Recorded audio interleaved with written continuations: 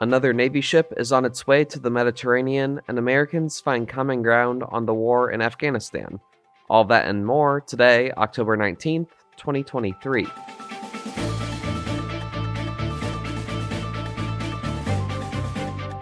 Good morning, early birds. I'm Zamone Perez, and this is the Early Bird Brief, produced by Defense News and Military Times.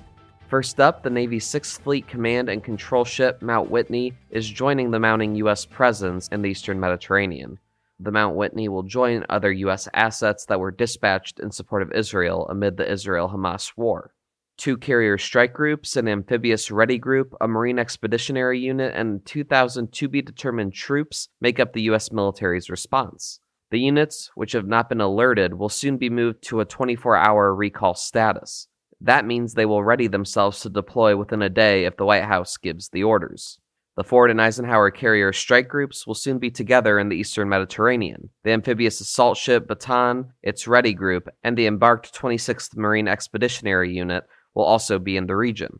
Non-combatant evacuations are one of the 26th Marine Expeditionary Unit's main roles, but Pentagon spokeswoman Sabrina Singh said the Marines haven't been tasked with anything yet. They are there so that the Secretary and the President can make a decision if they are needed. They are in the region, but I'm not going to get into specific operational details at this time. Defense Secretary Lloyd Austin approved an extension of the Ford's deployment on Tuesday. Singh could not say how long the Ford Carrier Strike Group's deployment has been extended. Here's why it matters. The moves are reminiscent of the early days and weeks of the Russian invasion of Ukraine. The U.S. mobilized roughly 20,000 troops to Europe to reassure NATO countries over their security concerns about Russia. Many of those troops are still in place 2 years later. The U.S. has also set up a command in Germany to oversee training of Ukrainians. Singh said the troop moves are intended to deter any other groups from striking Israel during its war with Hamas. The Defense Department hasn't set any times for how long the increased posture could last. Another important story, coalition forces were slightly injured in Iraq in a series of drone attacks. 2 drones targeted a base in western Iraq used by U.S. forces, and another targeted a base in northern Iraq. U.S. troops intercepted all 3. According to a statement from U.S. Central Command, American troops destroyed 2 drones but only damaged the third. That led to minor injuries at the western base. The Islamic Resistance in Iraq is an umbrella group of Iranian-backed militias. It issued a statement afterward claiming responsibility for the 2 attacks. Here's why it matters. This comes at a time of increasing tension and fears of a broader regional conflict in the wake of the latest Israel-Hamas war. Much attention has been focused on Hezbollah in Lebanon and its formidable arsenal. The group has traded so far limited strikes with Israel on the border in recent days. But Iranian-backed militias in Iraq have also threatened to attack U.S. facilities over American support for Israel. Following a blast that killed hundreds at a hospital in Gaza Tuesday night, the group issued another statement. In that statement, it blamed the U.S. and its support for Israel for the catastrophe and called for an end to the U.S. presence in Iraq. An Iranian-backed militia claimed responsibility in a statement for a second drone attack. 2 officials with the Iranian-backed militias in Iraq said the armed groups were on alert and prepared to join the wider battle against Israel, but Iran had not yet given approval for them to open a new front. In other news, military transition classes are improving, but advocates and lawmakers say there's more work to be done. For more on this, Military Times Capitol Hill Bureau Chief Leo Shane III joins the episode today. So Leo, you covered a big hearing in the Senate on military transitions. What's going right with those efforts?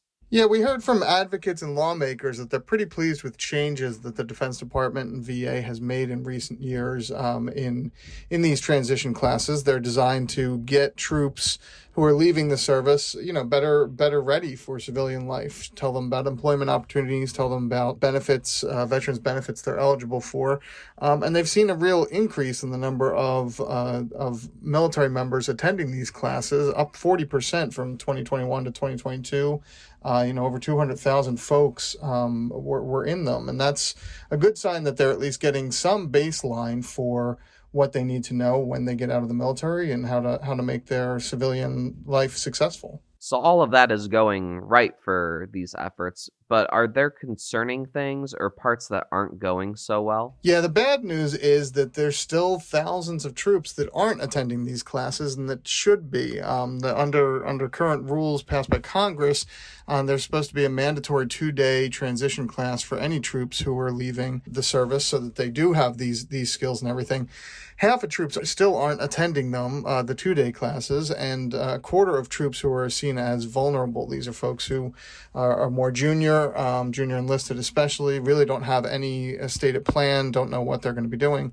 A quarter of those aren't attending the classes. So there's a lot of concern among lawmakers and veterans advocates that, these are folks who are the most likely to get out, who are most likely to run into problems, not have a job lined up, maybe face mental health challenges, maybe not know where to go for help. And if they're not getting that information, it really undercuts the entire effort.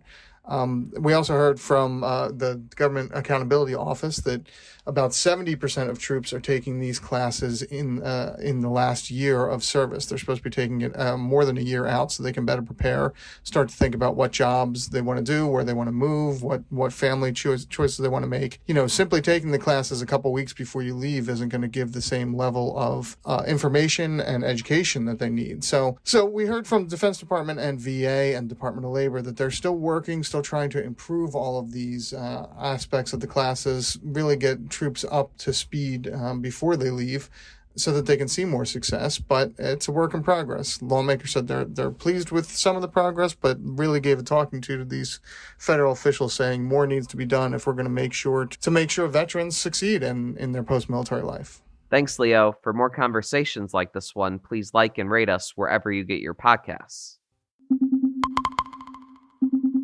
Also on the radar for today, a new poll shows considerable agreement among the public that the United States war in Afghanistan was not worth fighting. The poll is from the Pearson Institute for the Study and Resolution of Global Conflicts and the Associated Press NORC Center for Public Affairs Research. It comes 2 years after the U.S. pulled out of Afghanistan in August 2021.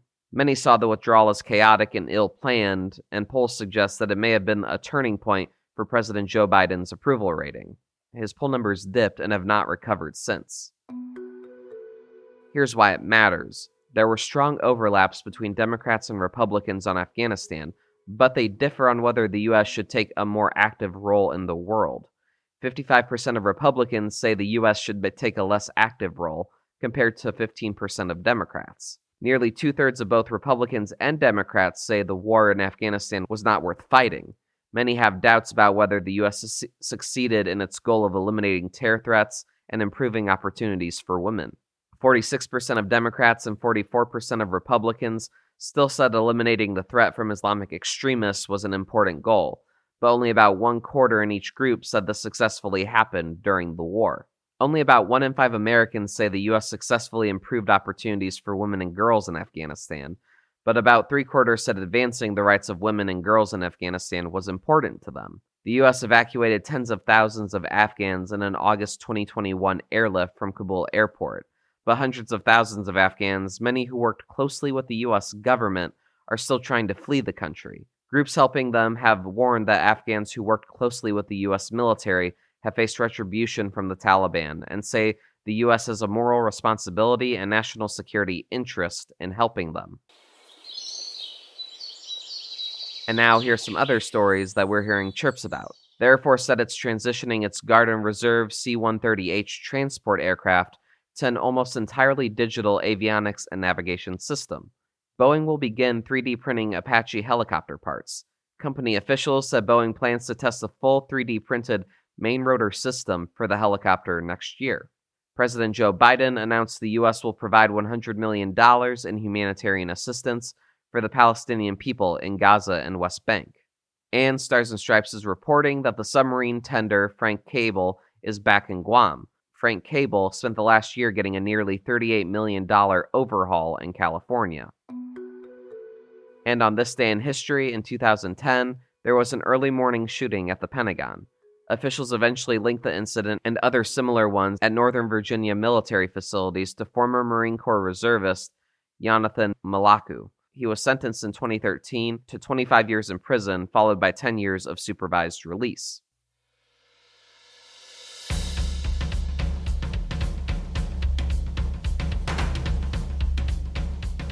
That's it for us this morning. To get more top stories and breaking news, go to defensenews.com/EBB to subscribe to the Early Bird Brief newsletter. Please give us a like, rating, and a comment wherever you get your podcasts, and be sure to follow us on social media at @defense_news and @Military Times. The Early Bird Brief is hosted and produced by me, Zimone Z. Perez. Today's episode featured stories by Megan Myers, Diana Stancy, The Associated Press, and Leo Shane III. Our editor-in-chief is Mike Bruce. Have a great day.